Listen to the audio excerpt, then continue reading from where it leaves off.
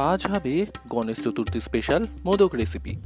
নারকেলের পুর ভরা ভাপা মোদক বা চালের গুঁড়ো মোদক বানানোর জন্য একটু যত্ন করে সময় নিয়ে করতে হবে। নমস্কার বন্ধুরা, আহারের বাহার রান্নার চ্যানেলে স্বাগত। এই ভিডিওটা দেখার পর লাইক, শেয়ার, সাবস্ক্রাইব করে দিতে ভুলবেন না। এর জন্য আগে মোদকের পুরটার ব্যবস্থা করতে হবে। নারকেলের পুর দেওয়া হবে, আগে রস বানিয়ে নিতে হবে। তার জন্য আঁচের মধ্যে কড়া বসিয়ে তার মধ্যে 200 গ্রাম চিনিকে কড়াতে ঢেলে তার সাথে দুটো থেঁতো করা এলাচ দিয়ে আর অল্প জল মিশিয়ে আঁচটা বাড়িয়ে দিলে চিনিটা গলে গিয়ে মিশ্রণটা পাতলা হয়ে আসবে। একটু মিনিট দুয়েক মতো সময় ধরে ফুটতে দেওয়ার পর খানিকটা গাঢ় হয়ে এলে তার মধ্যে দিতে হবে নারকেল কোড়াটা। একটা মাঝারি মাপের নারকেলের শাঁস বের করে তার থেকে পেছনের কালো অংশটা যতটা সম্ভব বাদ দিয়ে অর্ধেকটা নারকেলকে এখানে ব্লেন্ড করে মিহি করে মেশানো হয়েছে। এবার একে একটু সময় ধরে মাঝারি আঁচে নাড়াচাড়া করে যেতে হবে যাতে বেশ চিটচিটে হয়ে আসে। আঁচ মাঝারি থাকলে অতিরিক্ত জলটা মরে যাবে, আর নারকেল পড়লে নারকেলটাও বেশ কিছুটা রস টেনে সম্পূর্ণ মিশ্রণটা বেশ টাইট হয়ে যাবে। যখন দেখবেন হাতে করে নারকেলের মিশ্রণটাকে ডেলা পাকানো যাচ্ছে তখন বুঝতে হবে প্রস্তুত হয়ে গেছে। এবার আঁচ বন্ধ করে ঠান্ডা হতে দিতে হবে। এবার চাল গুঁড়ো নিয়ে কাজ হবে।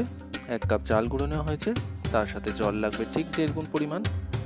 আগে কড়াতে জল ঢেলে তার সাথে হাফ চা চামচ ঘি মিশিয়ে দিতে হবে।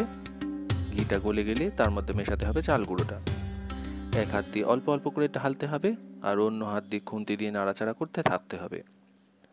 চাল গুঁড়ো গরম জলে পড়লে খুব তাড়াতাড়ি শক্ত হয়ে ডেলা পাকতে শুরু করে দেয়, তাই চাল গুঁড়ো ঢালতে ঢালতে না মেশালে একদিকে ডেলা পেকে যাবে আর অন্য দিকটা গুঁড়োই থেকে যাবে। নাড়াচাড়া করতে করতে দেখবেন যখন বেশ টাইট হয়ে একটা দলা পাকে আসছে তখন আঁচ বন্ধ করে একে ঠান্ডা হতে দিতে হবে।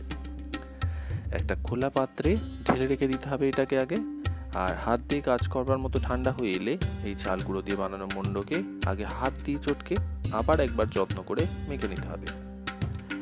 চাল গুঁড়োর মন্ড ভীষণ চিটচিটে হয়, তাই কাজের সুবিধার জন্য অল্প সাদা তেল হাতে নিয়ে মাখার কাজটা করতে পারে। মোটামুটি মিনিট 2 মতো সময় মেখে নেবার পর পরের ধাপে যেতে হবে। তবে চাল গুঁড়োকে কড়াতে শুধু জলে যদি ঢেলে মাখা হতো তাহলে ঠান্ডা হয়ে আসার পর বা আকার দেবার পর তার গাটা ফেটে আসার একটা সম্ভাবনা থাকতো। তাই জলের মধ্যে হাফ চা চামচ ঘি মিশিয়ে কাজ করলে এই ফেটে যাওয়ার সম্ভাবনাটা অনেকটাই কমে যায়। এবার আকার দেবার পালা। অবশ্যই আকার দেওয়ার যে মোল্ড আছে তা দিয়ে করতে হবে। যেহেতু চাল গুঁড়োর মিশ্রণটা একটু চিটচিটে হয়, তাই যে ছাপা অংশতে ছাপটা তোলা হবে সেই অংশে তেল মাখিয়ে তারপর কাজটা শুরু করতে হবে। আর আমাদের এই যে মোলটা রয়েছে এর ওপর দিয়ে চালের মিশ্রণটা হাত দিয়ে চেপে ঢুকিয়ে আগে ভেতরের দেওয়াল বরাবর ভালো করে চেপে দিতে হবে যাতে দেওয়ালের ছাপটা উঠে আসে ভালো করে, আর মাঝে একটা ছিদ্র মতো থাকবে এমন করে বসাতে হবে এটাকে। এবার সেই মাঝে ফাঁকা অংশে নারকেলের পুর কিছুটা দিয়ে ভরতে হবে। এমন করে ভরতে হবে যাতে মোদকের নিচে যে অংশটা থাকবে সেখানটা একটু খালি থেকে যায়, আর ওই খালি অংশটা চাল গুঁড়োর অল্প মিশ্রণ দিয়ে মুড়ে ফেলতে হবে যাতে নারকেলের মিশ্রণটা পুরের মতো ভেতরে থেকে যায়। আরেকটা কথা শেষে বলি যে চাল গুঁড়োর মিশ্রণ দিয়ে মুড়ে দিতে হবে এমনভাবে যাতে মোদকের নিচের দিকটা কিন্তু সমতল হয়, মানে ওভারঅল একটা সুষম আকার ধারণ করে। প্রথমে চাল গুঁড়োর মিশ্রণটা মোল্ডের মধ্যে ঢোকানোর পরে ভেতরে পুর দেওয়ার জায়গাটা বানানোর সময় প্রয়োজনে সামান্য তেল আঙুলে লাগিয়ে ভেতরে দিয়ে দিলে চ্যাটচ্যাটে ভাবটা কেটে যাবে, তাহলে পুর ঢোকানোর কাজটা সহজে করা যাবে। সব কটা মোদককে একইভাবে বানিয়ে নিতে হবে আর থালাতে এমনভাবে ছড়িয়ে রাখতে হবে যাতে একে অপরের গায়ে না ঠেকে থাকে। আরেকটা ছোট্ট কাজ একদম রান্না শুরু করার আগে ঠিক করে রাখতে হবে। সামান্য হাফ বাটি মতো ফোটানো দুধ নিতে হবে, যাকে হালকা ঠান্ডা করে নিয়ে তার মধ্যে কেশর ফেলে দিতে হবে আর কমপক্ষে ঘন্টাখানেক মতো রেখে দিতে হবে যাতে কেশরের কমলা রঙটা দুধের মধ্যে যতটা সম্ভব ছড়িয়ে যায়। দুধে ভিজে কেশরগুলোও কাজে লাগবে, কিন্তু আবার দুধটাও লাগবে, যদিও এটা লাগবে একদম মোদকগুলো বানানো হয়ে যাওয়ার পরে শেষে।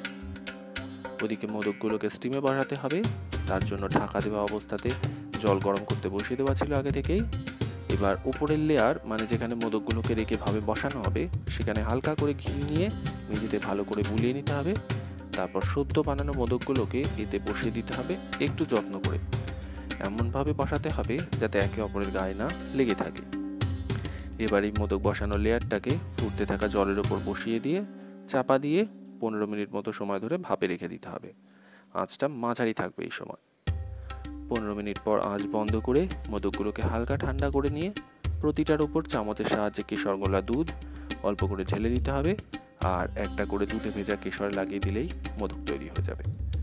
কমেন্ট করে জানাতে ভুলবেন না কেমন লাগলো আজকের নারকেলের পুর ভরা ভাপা মোদক বা গণেশ চতুর্থী স্পেশাল মোদক রেসিপি।